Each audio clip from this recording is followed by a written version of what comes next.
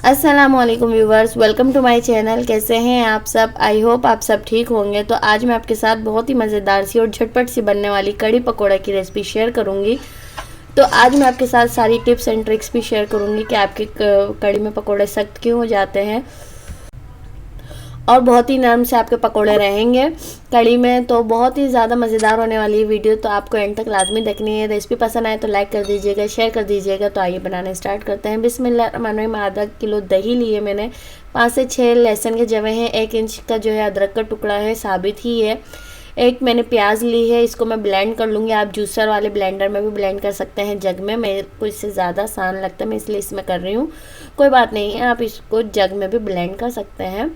और यहाँ पे देखें, मैं इसमें ऐड कर रही हूँ 1 कप बेसन, क्योंकि मेरे पास लहसुन अदरक पिसा हुआ नहीं था, तो मैंने इसको पहले ब्लेंड किया, फिर उसके बाद मैंने इसमें बेसन ऐड किया। आप साथ भी मिक्स कर सकते हैं। अब इसमें हम थोड़े स्पाइसेस ऐड कर लेंगे। तो यहाँ मैंने लिया है 1/2 tablespoon red chilli powder लिया है, हल्दी पाउडर लिया है 1 टेबल स्पून, सॉल्ट लिया है 1 टेबल स्पून और धनिया पाउडर लिया है 1/2 टेबल स्पून।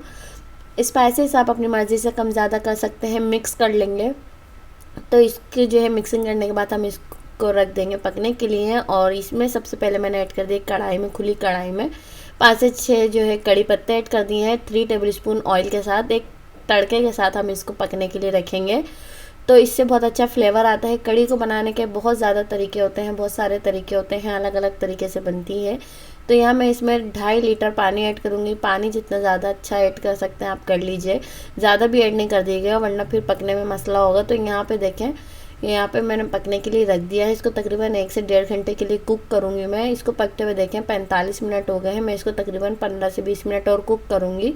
बहुत अच्छी कंसिस्टेंसी हो चुकी है इसकी, जब तक हम पकौड़ों का बैटर तैयार कर लेते हैं। यहाँ पे मैंने लिया है 2 कप के करीब तकरीबन बेसन, और यहाँ पे मैंने डाल दिया इसमें साबुत धनिया और साबुत ज़ीरा।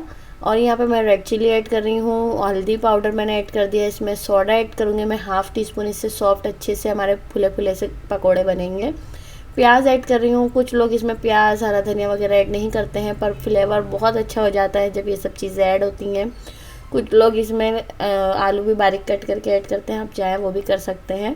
हाथों की मदद से अच्छी तरह मसल के मैं जो है बैटर को घोल लूँगी। हाथों से अच्छी तरह से हो जाता है। आपको अगर जिस चीज़ से आसान लगता है आप कर लीजिएगा। अजवाइन ऐड कर रही हूँ मैं इसमें तकरीबन 1/4 टीस्पून या 1/2 टीस्पून।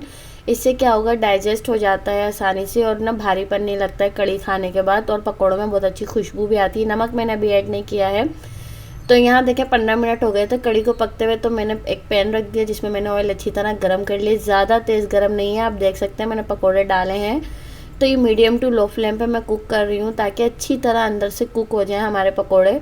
और यहाँ देख सकते हैं आप कितने फुले फुले से हो गए हैं पकोड़े जब मैंने ऐड किए हैं। तो तकरीबन 15 मिनट लग सकते हैं आपको एक बैच तैयार करने में। तो यहाँ मुझे 10 से 15 मिनट हो गए मीडियम टू लो फ्लेम पे मैंने किया। और कलर थोड़ा मैंने अच्छा सा किया है, डार्क सा। आप चाहें तो हल्का कर सकते हैं, पर क्या होगा, कड़ी के अंदर जाके ये वैसे ही जो है हल्के कलर के हो जाएंगे। तो इसलिए मैंने अच्छी तरह से क्रिस्पी पकोड़ों को तैयार कर लिया। तो यहाँ देखिए कड़ी गर्म थी, पकोड़े मैंने फ़ौरन ऐड नहीं किए थे। ये ट्रिक है आपके लिए, टिप है।